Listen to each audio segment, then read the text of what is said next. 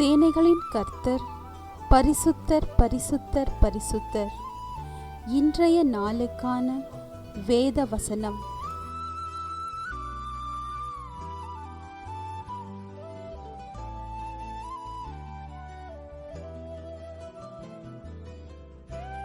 இடுக்கமான வாசல் வழியாய் உட்பிரவேசியுங்கள்.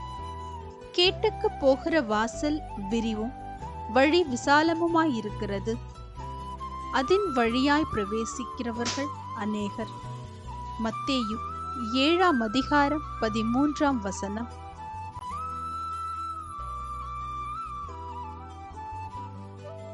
Enter through the narrow gate, for wide is the gate and broad is the road that leads to destruction, and many enter through it.